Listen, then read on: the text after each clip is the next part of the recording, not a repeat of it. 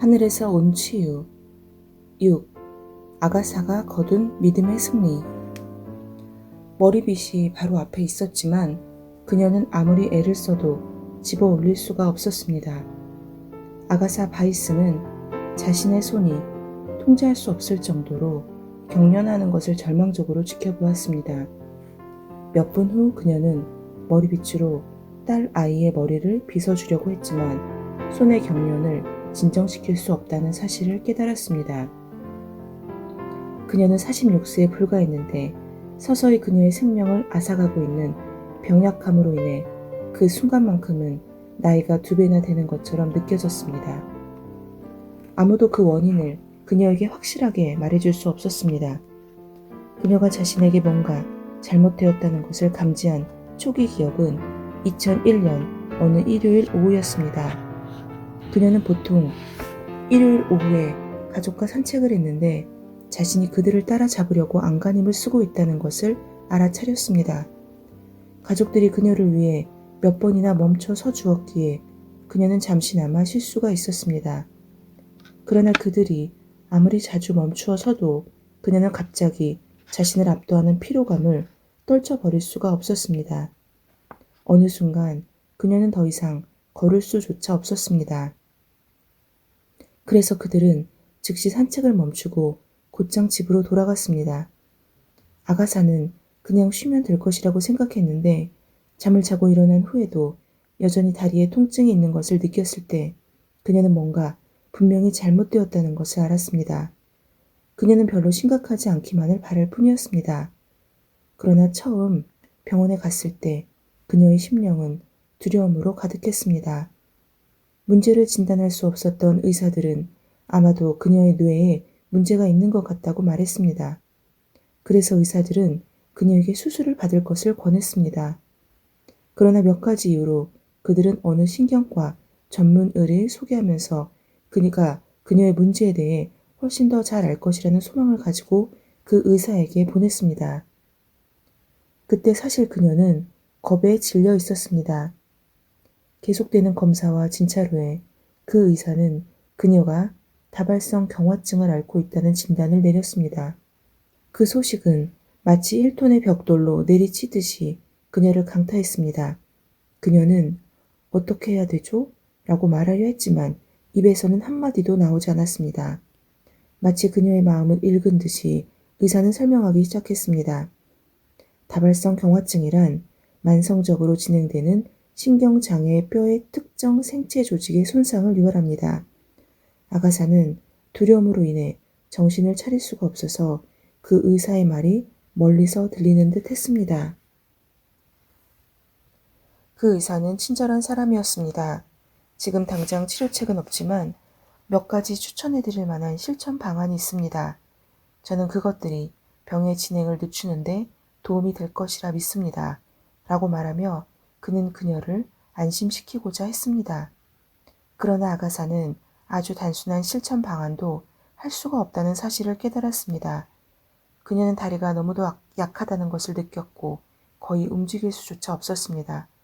그녀는 줄곧 피곤했고 때로는 너무도 기진맥진하다고 느꼈으며 도움이 없이는 서 있거나 걸을 수도 없었습니다. 몇 번은 물건을 가지고 가려고 할 때 손에 경련이 일어나서 접시를 깨트린 적도 있었습니다. 그녀가 아내와 엄마로서 책임을 다하는 것이 너무도 어려워졌습니다. 그녀에게는 아들과 딸이 한 명씩 있었는데 자신이 아이들을 돌볼 수 없다는 것을 깨달았습니다.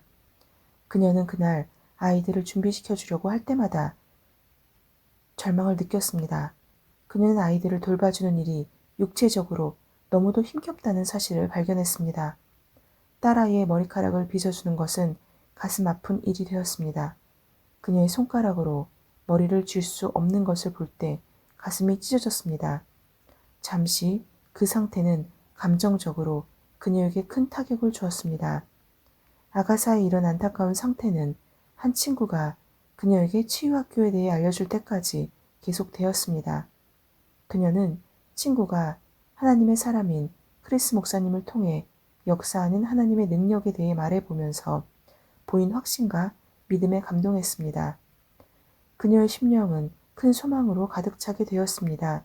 그녀는 하나님만이 자신을 다시 온전케 하실 수 있음을 감지했습니다.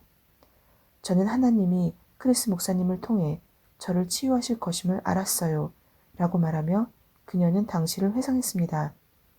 그녀가 치유학교에 들어왔을 때 그곳에 하나님의 임재가 만질 수 있을 만큼 너무도 실제적이어서 마치 커다란 영광의 구름이 그곳 전체를 덮고 있는 듯 보였습니다. 그러고 나서 그녀가 생명을 위협하고 있는 더 심각한 상태에 처한 다른 사람들이 확신을 가지고 치유를 기대하고 있는 것을 보았을 때 기적에 대한 그녀의 믿음은 강해졌습니다. 하나님의 사람이 걸어 들어오자 그것은 마치 하늘로부터 강력한 군대가 들어오는 것 같았습니다. 하나님의 사람은 아주 강력한 임재를 가지고 왔지만 그의 눈은 커다란 긍휼로 가득 찼습니다.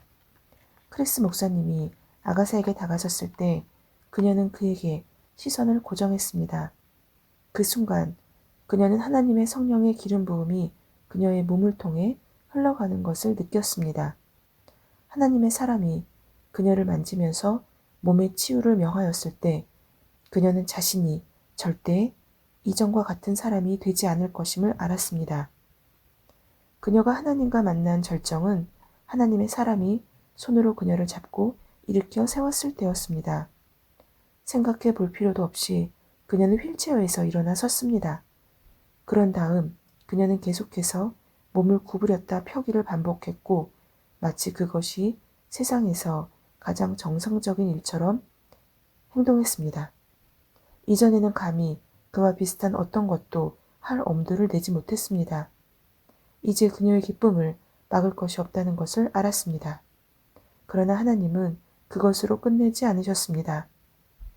하나님의 사람이 그녀로 하여금 계속 그런 동작을 하도록 이끌었을 때 그녀는 하나님의 성령의 기름 부음이 그녀의 몸을 통해 흐르는 것을 감지했습니다. 하나님은 그녀의 치유를 온전하게 하셨습니다. 6년 만에 처음으로 그녀는 다리에 아무런 고통을 느끼지 않았습니다. 하나님은 그녀의 뼈를 완전히 치유하셨고 그녀의 건강을 회복시켜 주셨습니다. 집으로 돌아온 아가사는 예전의 아름다운 삶을 차츰 되찾아갔습니다. 저는 더 이상 휠체어가 필요하지 않아요. 라고 그녀는 크게 기뻐하며 선언했습니다. 이제 집안일도 하고요. 자유롭게 서고 걸어 다니죠. 계단도 오르고요. 균형을 되찾았답니다. 떨림은 사라졌고 이제는 아무런 고통이나 경직됨 없이 잠을 자요. 이제는 뒤뜰에서 자전거 타기와 같은 저를 놀라게 하는 많은 일을 한답니다. 하나님은 아가사의 삶에 큰 기적을 행하셨습니다. 그래서 그녀는 하나님께 더할 나위 없이 감사를 드리고 있습니다. 그녀에게 특별히 더 감동적인 부분은 그녀의 치유가 그녀의 가족을 하나님께 더 가까이 가게 했다는 사실이었습니다. 가족은 저로 인해 하나님께 감사하지 않을 수 없답니다. 라고 그녀는 말했습니다.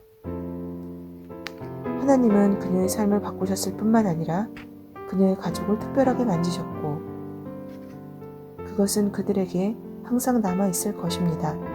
참으로 하나님은 사랑이시며 그분의 자녀들을 위해 선한 일을 하는데 전문가이십니다. 오늘날 아가사는 신성한 건강의 표본이고 하나님이 그녀를 위해 하신 모든 일에 계속해서 감사를 드리고 있습니다. 아멘. 하나님은 그녀의 치유를 온전하게 하셨다는 것, 그리고 하나님은 단순히 걷게 하거나 그 치유, 그 순간만으로 끝내지 않으셨다는 것, 그리고 그녀를 통해서 그녀의 가족을 특별하게 만지셨고 하나님과 더 가깝게 하셨다는 것이 오늘 말씀에 저에게 큰 도움이 됩니다. 그리고 또 한 부분은 이미 건강한 몸을 가지고 있는 저희가 얼마나 하나님께 감사해야 하는지에 대해서도 오늘 함께 나누고 싶습니다. 샬롬.